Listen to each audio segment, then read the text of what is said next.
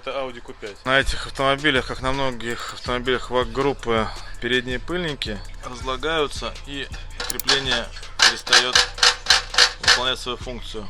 Переднее левое колесо пыльник.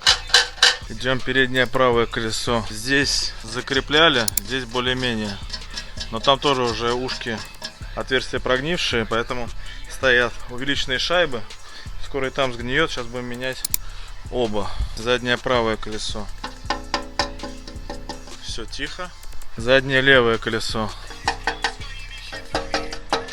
Если слышите, есть дребезг.